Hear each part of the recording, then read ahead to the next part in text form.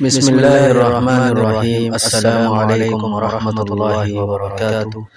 العمر media YouTube channel پر خوش آمدید۔ میں ہوں شمس العالم ظہیری۔ آج کی ویڈیو میں ہم جانیں گے کیا سچے خواب نبوت کا حصہ ہے۔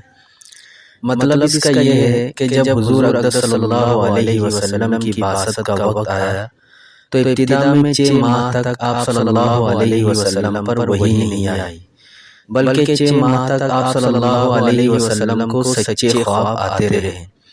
حدیث میں آتا ہے کہ جب حضور صلی اللہ علیہ وسلم کوئی خواب دیکھتے تو جو واقعہ آپ صلی اللہ علیہ وسلم نے خواب میں دیکھا ہوتا بعینہ وہی واقعہ بیداری میں پیش آ جاتا اور آپ صلی اللہ علیہ وسلم کا وہ خواب سچا ہو جاتا اور صبح کے اجالے کی طرح اس خواب کا سچا ہونا لوگوں کے سامنے واضح ہو جاتا۔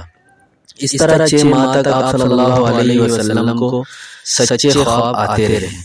اس کے بعد پھر وحی کا سلسلہ شروع ہوا اور نبوت ملنے کے بعد 23 سال تک آپ صلی اللہ علیہ وسلم دنیا میں تشریف فرما رہے۔ ان 23 سالوں میں سے 6 ماہ کا عرصہ صرف سچے خوابوں کا زمانہ تھا۔ اب 23 کو 2 سے ضرب دیں گے تو 46 بن جائیں گے۔ اس لیے آپ صلی اللہ علیہ وسلم نے فرمایا کہ سچے خواب نبوت کا 46واں حصہ ہے۔ گویا کہ حضور اقدس صلی اللہ علیہ وسلم کے نبوت کے زمانے کو 46 حصوں میں تقسیم کیا جائے تو اس میں سے ایک حصے میں آپ صلی اللہ علیہ وسلم کو سچے خواب ہی آتے رہے، وہی نہیں آئی۔ اسی لیے آپ صلی اللہ علیہ وسلم نے فرمایا کہ مومن کا خواب نبوت کا 46واں حصہ ہے، اور اشارہ اس طرف کر دیا کہ یہ سلسلہ میرے بعد بھی جاری رہے گا اور مومنوں کو سچے خواب دکھائے جائیں گے اور ان کے ذریعہ بشارتیں دی جائیں گی۔ اور ایک حدیث میں یہ بھی فرمایا کہ قیامت کے قریب آخری زمانے میں مسلمانوں کو بیشتر خواب سچے آئیں گے۔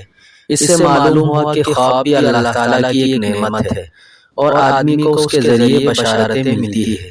لہٰذا اگر خواب کے ذریعے کوئی بشارت ملے تو اس پر اللہ تعالیٰ کا شکر ادا کرے۔ امید ہے آج کی ویڈیو آپ کو پسند آئی ہوگی۔ والسلام علیکم ورحمۃ اللہ۔